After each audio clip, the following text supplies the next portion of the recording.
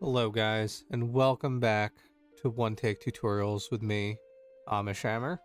Today, we will be going over the Wrestling Codex. I was hoping to hold this off, but this is a special situation. This is for my buddy, everyone knows him, Star Gaming. He took the dive and made a melee build. So, we're going to dive into this, make it super simplified, so I can just explain it to everyone, because the Wrestling Codex is a little bit different compared to everything else. So we're gonna dive right into this. It's unique compared to all other codexes. So first we'll get right into it. First, before we get into any of the stances, I need to explain one thing. So, if you pull up the Codex hotbar and go over to Wrestling, which is the one with the gloves that you see, you'll see all these check marks or these gray boxes right here. This system was invented specifically for wrestling. Later, it got adapted to other weapon skills, but this is a major feature for the Wrestling Codex. So this is why I'm going to explain this before we don't jump into all the stances. So what this is, these little gray boxes, what this is called is the adoption stance or adoption stance period. And it's a feature that is unique for the most part to wrestling. It can be used on other codexes, but I won't go into that. But it was designed for wrestling, and what it will do is, if I'm using, say, monkey stance, every 10 seconds that I'm in combat and I have this check marked, it will recycle / reactivate that weapon stance.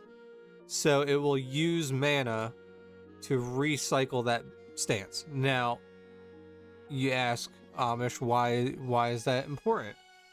So the reason why that is useful is most likely because of the stance, but it's also very useful for the discipline aspect. So right here, the third ability, you get melee damage and resistance bonus after using mana.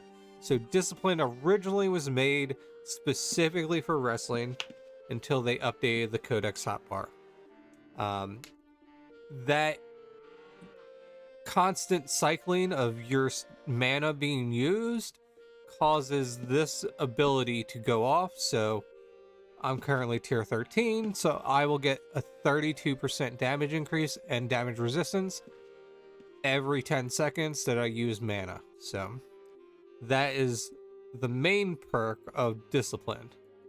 But for the codexes, we're going to jump right into it. So first, we're going to stick to Dragon. So why is the adoption stance period interesting? Because every stance in the codex benefits from you activating your stances. So by default, you will have, for Dragon, if you don't have it cycling, weapon specials will consume 5 mana every time you get a weapon special off, to increase the damage by 5% per rank. So 35% damage increase per rank or at tier 7, and that's only if you have it unchecked. Now on top of that, if you have the adoption stance activated, it will double the effect for the next 10 seconds after you activate that stance. So instead of getting a 35% damage increase, you're getting a 70% damage increase on your weapon specials every time you get one off. But you also, for a dragon stance, you're using mana every time you get a weapon special off. And 90% of the time, when you're playing a melee-based build, it's not going to focus on mana. So, we'll get back to this, how we plan to get this mana back when we get to the finishers. But just remember, every time you use a weapon special, you use 5 mana, but it's going to do a pretty chunky hit. I usually will get a hit off for 600 to 800 if I get them constantly off. It's kind of impressive. So next we are going to do crab stance. So like every other codex, crab and spider are basically the same. So crab is your weapon swing speed increases. Your weapon swings increase your damage resistance per rank, and it doubles to 6%. It doubles for the next 10 seconds afterwards. That does not mean that you physically have to hit. You don't have to land the hit. Anytime you attempt to swing, even if you miss the hit, you will still get that damage bonus. So, like I said with the adoption stance, it's going to double. So some of these stances are worded weirdly. Some of the effects will be doubled. Some will be different. It's just worded weirdly, so we'll go into that. But basically, every time you swing, you'll get a 3% damage resistance for the next 5 seconds per rank. So that is 21% without the stance, adoption stance going. So that's a 42% damage resistance at tier 7 if you have it active, which is kind of ridiculous. That's pretty tanky. Okay, next, spider.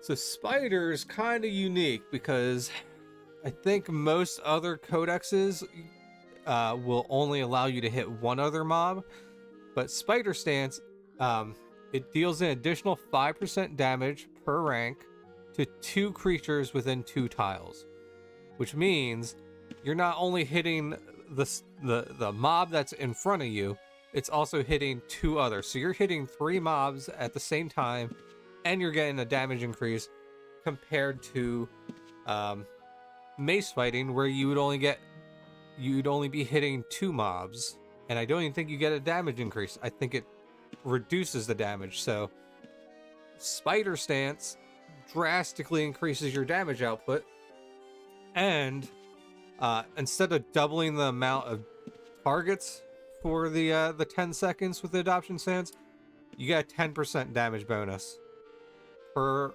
rank.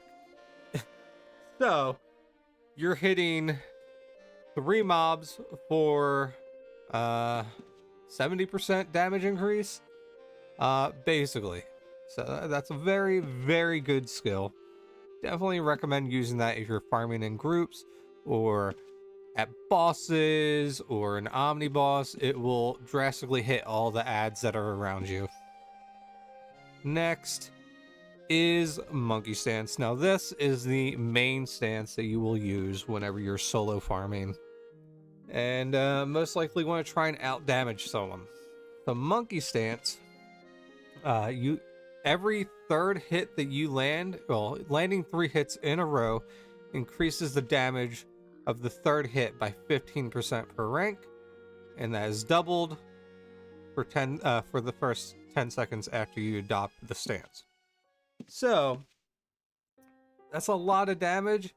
I don't think it takes into account misses. So, well, you have to hit 3 in a row, but I don't think missing one. Oh wait, no. Actually, yeah.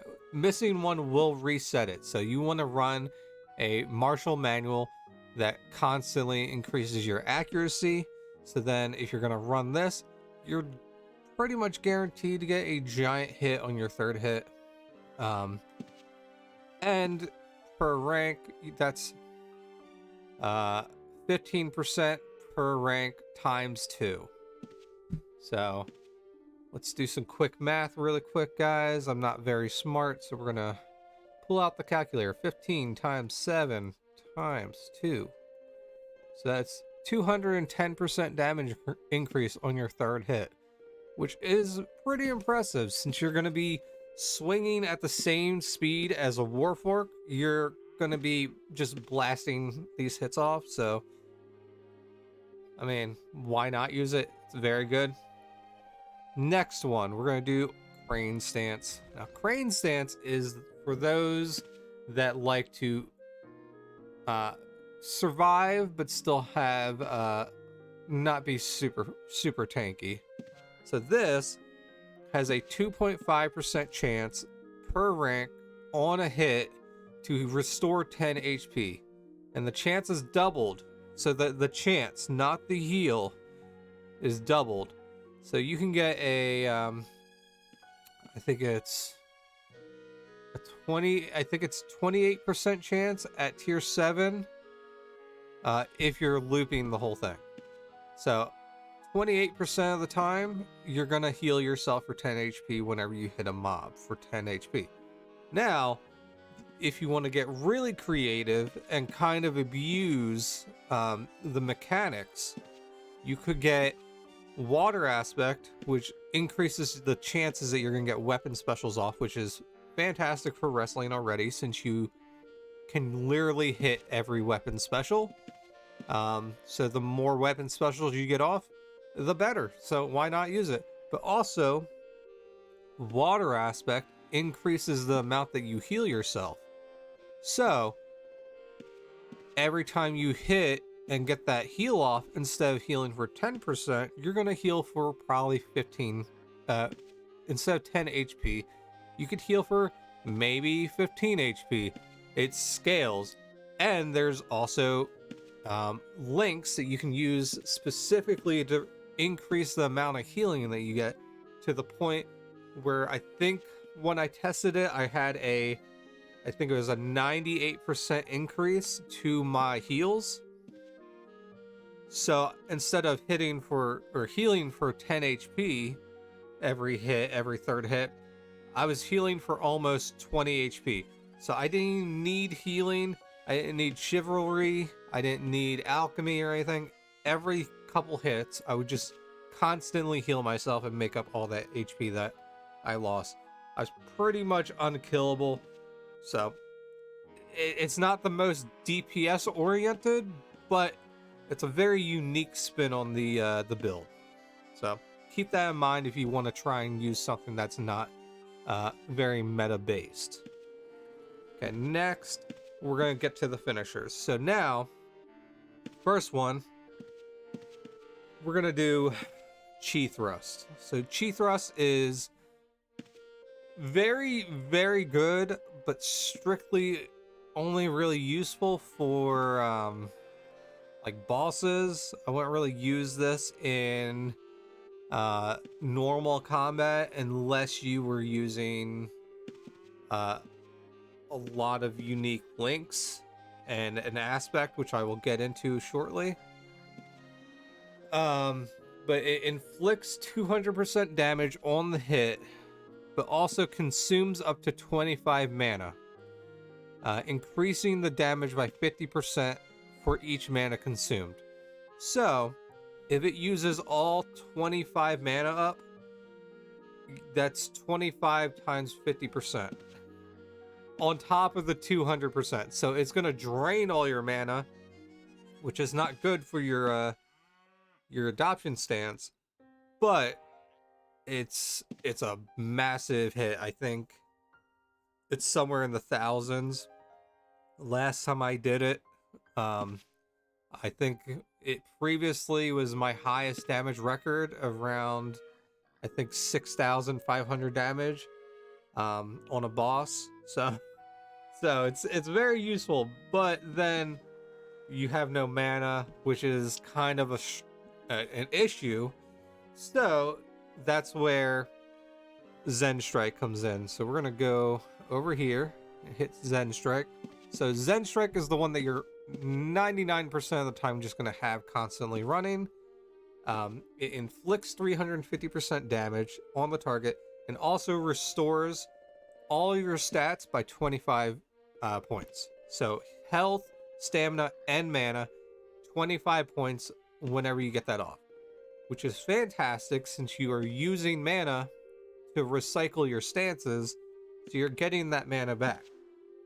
Now, if you're fighting in a group and you want to run Dragon Stance like we talked about earlier that used mana for every weapon special, you can have Dragon Stance active and Zen Strike, and most of the time, if your build has at least a tier 5 finisher and you run Anatomy at GM, that is a 30% chance on hit that you're going to get a weapon finisher off when the mob is able to be finished. So running in a group, if you're running Dragon Stance and you're sucking up all your mana, every time you hit a mob, it should potentially regenerate all that mana. Now, if that wasn't enough of a bonus for you, you could always run Eldridge on the weapon. Now, Eldridge has Energy Surge as the weapon, as the proc. Now, Energy Surge, this is getting into the aspect stuff, but Energy Surge, it does a bunch of tiny little hits, but that's not the thing that we're interested in. It also causes a thing called the Mana Well, and the Mana Well lasts for 30 seconds, and it provides basically 10 plus 2 times your tier. So if you're tier 10, you're getting a Mana Well with 30 mana in it, and it lasts for 30 seconds. So anytime you get a Mana Well off, that's just gonna work for you. So whenever you get a Dragon Stance off and you get your weapon specials, instead of using 5 mana from your own bar, it will use the Mana Well instead. So that way, you are literally sucking up, that's, what, 5, 10, 15, 20. That's 6 free weapon specials if you get the Mana Well off at tier 10. So it's very handy. And then once that all goes out, then it will go back to doing your own mana bar. So definitely worth giving it a try. They made this update kind of recently. Now let's just go over some aspect ideas that I've had. So of course you could always run the straight discipline build as was intended. Iron Will, the weapons, the proc for Iron Will or discipline is very good. It increases your damage. Well, first it does 700 plus 70 times your tier damage. So it's a single target damage proc like Void. So it's not going to hit other things, but you're going to do it. A decent amount of damage straight to the mob. But then you also get this, I forget the name. I think they just call it Iron Will. But you get a bonus to yourself where you get a damage increase, a spell damage increase, and a damage resistance increase per tier for 30 seconds. But also, if you get a second one off within those 30 seconds, it does stack. So if you run a build that has proc chance links, this is definitely the aspect for you, because you will literally just constantly be stacking these and getting a bunch of defensive and offensive abilities going at the same time. Also, for the armor, you have weapon special damage bonus, which is fantastic because wrestling does every single weapon special. So you're just increasing the damage of all of those. So if you make a build that specifies in getting weapon specials off like I do, you're gonna get a lot of weapon specials off and it's going to constantly increase that damage. I'm only at tier 13 and I have a 80% increase, so they're almost doubling the amount of damage that they do. We also did the mana refresh stance, so you're getting damage resistance and melee damage for 10 seconds after using mana. And then this is a very new thing. They just updated this a couple months ago, maybe. But now, Discipline has a chance to ignore weapon finisher cooldown. Now, what does that actually mean, you ask?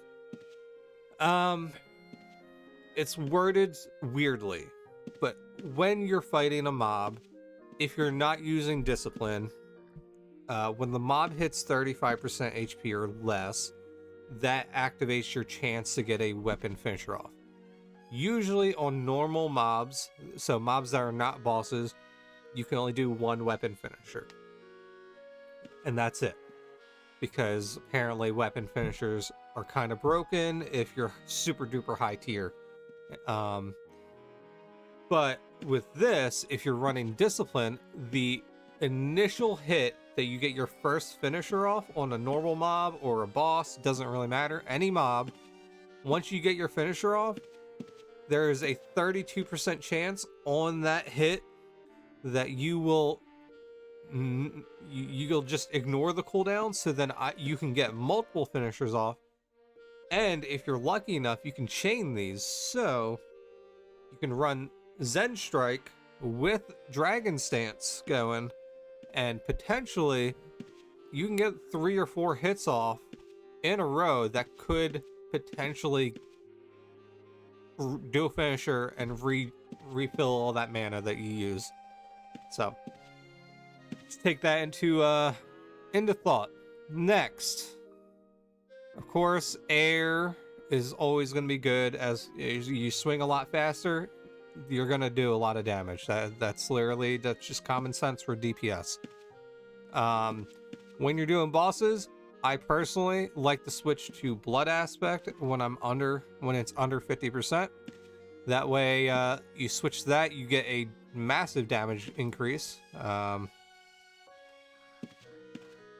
Yeah, I get a constant 43% damage increase, but also my stats increase, so I have more mana to do more dragon stances if I need to. And then you also have a chance to inflict bleeds, which also stacks with your weapon finishers. Definitely a good thing. It drastically increases your damage on bosses when it's under 50%. Earth was my original wrestling build. I find it fantastic. You're super tanky and you do decent damage. It's super cheap. You can buy, let's see, I think Earth cores are currently going for 3 or 4K. You can buy probably 10 Earth cores for the price of 1 Eldritch core or something like that. It's quite a drastic jump in cost. So everyone dislikes Earth, but if you're just starting out as a wrestler, Earth is the way to go. Because it's super cheap, it's not going to break your bank, and you're going to be tanky. So what's better than dying a lot as a new player? Being tanky. Once you're tanky as a new player, then you get to experience more of the world and get more XP. Next, now these two come in a combo. This is a build I've been testing a lot recently. I'm trying to get Eldritch to tier 10, but if you do Eldritch Weapon and Fire Armor, then that's when some magic happens. So Fire Armor, every amount of damage that you take gets reflected onto the mob that sent the damage out. You get a resistance to fire, all types of field damage, so fire fields or anything like that. You can just stand in it and it reflects that damage back to the boss, and you take very little damage. But also, every single amount of damage that you put out, even if you reflect the damage, has a chance to cause a flame strike to go off on the mob, which drastically increases the amount of damage that you put out. Now, this is where the interesting part comes in. Earlier, when I was talking about Eldridge, when you get Eldridge to proc, instead of doing one big hit like most aspects, Eldridge hits, I think, 20-ish times with these little magical orbs. And each little orb hits for about 60 damage. Now, each one of those little orbs counts as an individual hit, which goes back to the fire aspect. So each one of those little orbs has the potential to cause a flame strike. So whenever you get the Eldritch proc off, you drastically are increasing the amount of damage because you're basically doubling the Eldritch damage from the proc. And then you also get the mana well on top of that, so you get more mana. Fantastic. Holy, fantastic as a melee one. If you want to be tanky and do like a holy wrestler, you're never gonna die. You're gonna be able to use all the Shiv skills. It's just fantastic. Super tanky. My friend Bobby, you guys might know him, constantly runs holy. He is pretty much tankier than me, which is impressive. Next, Void. Void is more expensive than most aspects because it's versatile. It can be used in most templates. Void gives you a stat regen, so you can use Dragon Stance and constantly be getting mana back just naturally. But then it also it increases your parry and your magic resist, which also increases the amount of spell siphon you get whenever you have magic resist on your build. If you get hit by spells, you absorb those and then you put out more damage. So increasing the amount of magic resist also helps with that. But also Void has a chance to ignore armor, which is just flat damage, which is fantastic. So that's very good with wrestling, especially if you're running with Monkey Stance. And then last and not least, Water Aspect. So Water Aspect, like I said earlier, increased weapon special chance, increased healing. You get bonus alchemy, so you can run a alchemy wrestler with Crane Stance, get a shit ton of healing done.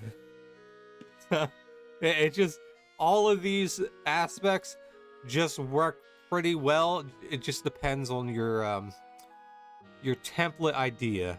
So that I think that's where I'm going to end it for now, guys. It was pretty. Wrestling is probably one of the most fun aspects or skills to raise, especially if you're doing the Codex grind. It will drastically help you out because, one, wrestling also helps you get more tanky, and you swing really fast. There's only one weapons, the martial manual, so it's not like you have any choices to choose from, so you're not going to get confused by anything.